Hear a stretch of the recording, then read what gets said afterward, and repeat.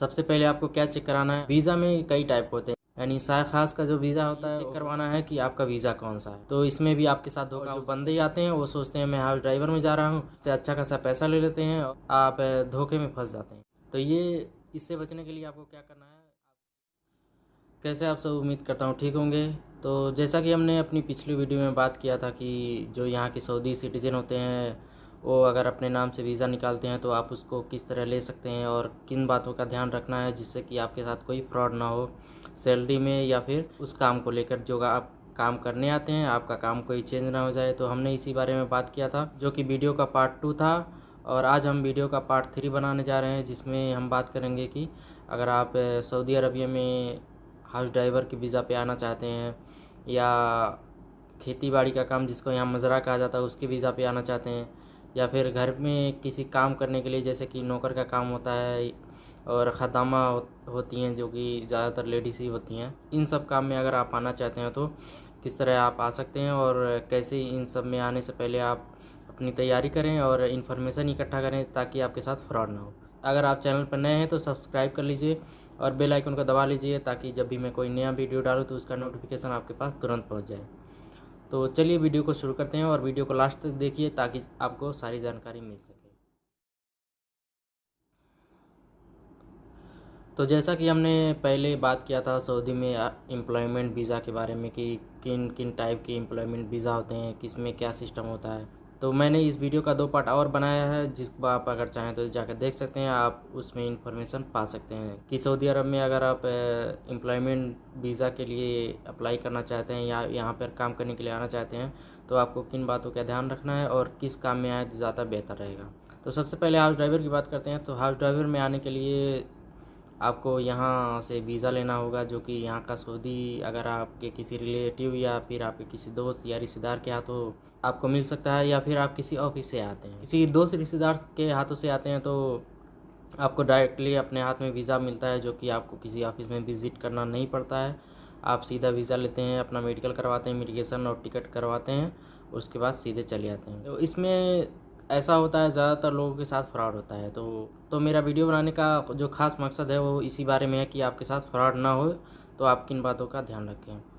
तो अगर आप हाउस ड्राइवर में आना चाहते हैं, अगर आपका कोई करीबी या दोस्त या कोई भी अगर वीज़ा दे रहा है तो आप सबसे पहले ये कंफर्म करें कि वो आदमी आपके ट्रस्ट के लायक है कि या नहीं, यानी आपके भरोसे के लायक है कि नहीं।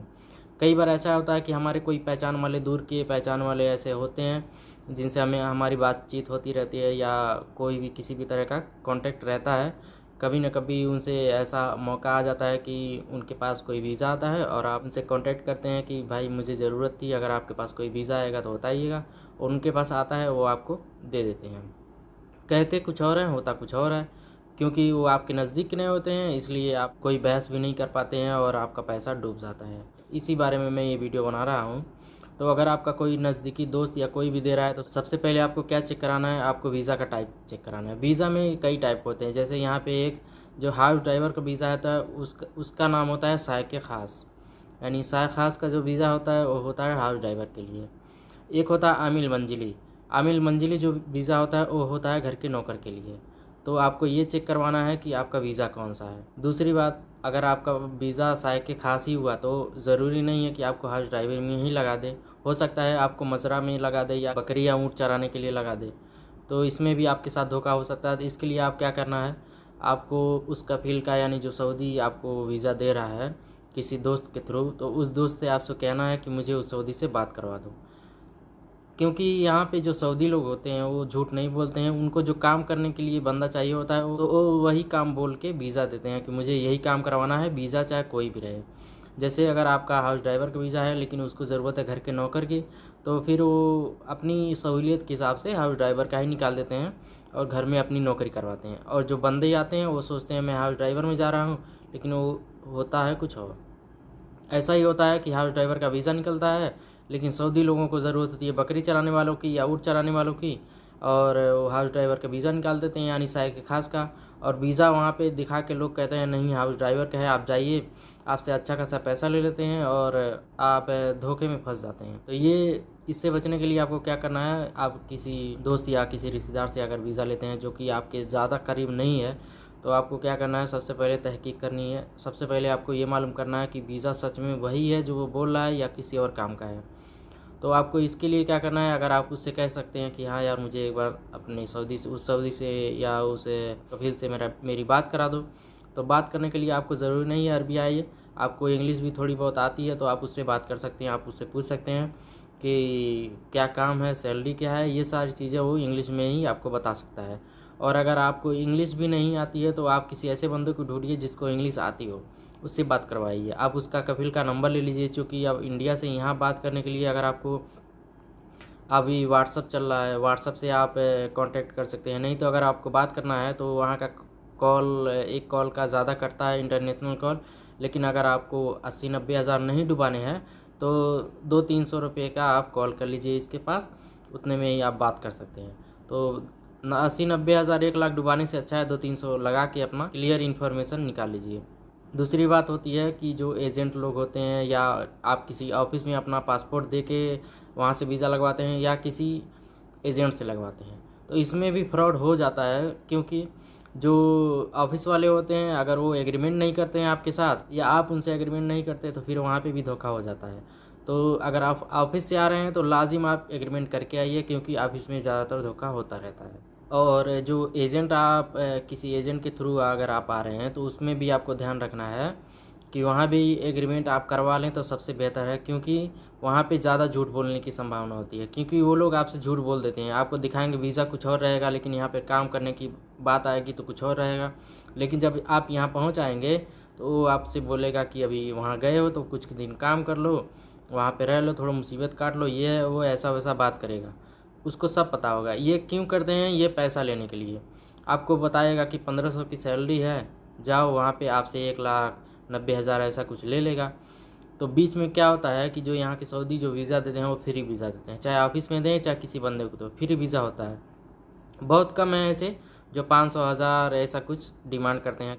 तो आपको यही ध्यान रखना है कि एग्रीमेंट ज़रूरी है। अगर आप किसी दोस्त या रिश्तेदार से आ रहे हैं जो आपका नज़दीकी है, वो तो झूठ नहीं बोलेगा आपसे। लेकिन आप किसी ऐसे से वीज़ा ले रहे हैं जो आपके करीब नहीं है, जो जिसके बारे में आप श्योर नहीं हैं, तो इसलिए आप, मैंने जो पहली बात बताई कि जो आप सऊदी से बात करके अपना कंफर्मेशन कर लें कि क्या काम है और कितना सैलरी है और क्या क्या काम करना पड़ता है। दूसरी बात, आप जब भी एग्रीमेंट या बात करें तो आप उससे क्लियर पूछें कि मुझे सिर्फ ड्राइविंग करनी है या कोई और काम भी करना है। ज़्यादातर ऐसा होता है कि वहाँ पे लोगों को ये पता होता है कि मुझे जाके बस गाड़ी चलानी है, लेकिन यहाँ ऐसा नहीं होता है। ज़्यादातर केस में ऐसा ही होता है, 99% ऐसा ही है।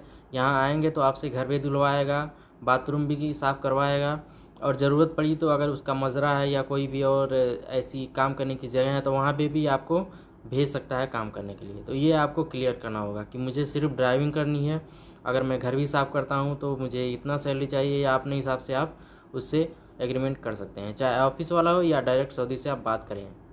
तो आपको यही ध्यान रखना है। ज़्यादातर लोगों के साथ यही होता है कि कहा जाता है ड्राइविंग में, लेकिन ड्राइविंग में आते तो हैं, लेकिन ड्राइविंग के साथ साथ कई और काम होते हैं।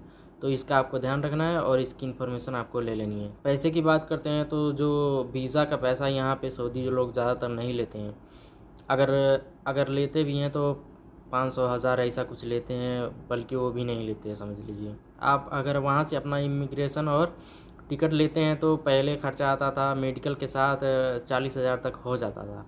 तो अगर अभी कुछ बढ़ा होगा तो 5-10 हज़ार बढ़ गया होगा, या अगर आपको डाउट है, मुझे भी पता नहीं है क्लियर कि हाँ कितना है, लेकिन अगर आपको आना है तो आप किसी ऑफिस पे वैसे ही जाकर, आपके पास वीज़ा है ज़रूरी नहीं है, अगर आप आना चाहते हो तो वैसे ही जाकर पूछ लीजिए कि इमिग्रेशन और टिकट का और मेडिकल मिला के पूरा कितना खर्चा आ जाता है।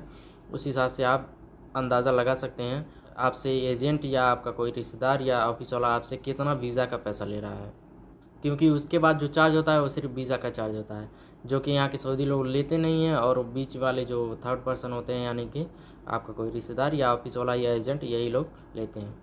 तो आपको ज़्यादातर इसी बारे में ध्यान रखना है कि जो एजेंट होते हैं उनसे बच के रहना है, क्योंकि ज़्यादातर फ्रॉड उन्हीं के साथ होता है। वो आपको बोलेंगे कि साय के खास का वीज़ा है, यानी कि हाउस ड्राइवर का वीज़ा है, कोई दिक्कत नहीं है, इतनी सैलरी है, आराम से जाओ, तुमको कोई परेशानी नहीं होगी। लेकिन जब आप यहाँ आते तो आपको पता चलता है कि मुझे कोई और प्रॉब्लम हो गई, जैसे कि घर साफ़ करना हो गया, बाथरूम साफ़ करना, या उसके घर में कोई और काम है जो वो करवाना चाहता है आपसे।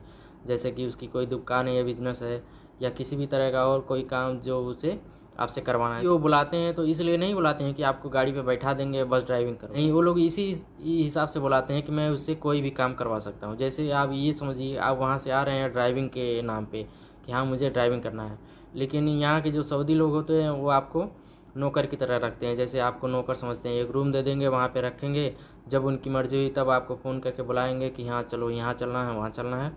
तो ये काम कोई आसान भी नहीं है, और अगर आप इसमें आके फंस जाते हैं तो आपका पैसा भी नुकसान हो जाता है। तो इस इन्फॉर्मेशन को ज़्यादा से ज़्यादा शेयर कीजिए अपने दोस्तों के साथ, और चैनल को सब्सक्राइब कर लीजिए ताकि जब भी मैं नया वीडियो डालूँ तो उसका नोटिफिकेशन आपके पास पहुंच जाए, क्योंकि मैं इसी तरह का वीडियो बनाता रहता हूं। तो मेरी यही कोशिश है कि अगर आप यहां आना चाहते हो तो आप पहले अपना पूरा डिटेल ले लीजिए और अवेयर हो जाइए, उसके बाद ही आइए, क्योंकि यहाँ आने के बाद आपका कोई रहता नहीं है और आप फंस जाते हैं और आपका पैसा भी नुकसान हो जाता है। तो इससे अच्छा है कि आप पहले ही इन्फॉर्मेशन कलेक्ट कर लीजिए। तो उम्मीद है ये वीडियो आपको अच्छी लगी होगी। तो मिलते हैं अगली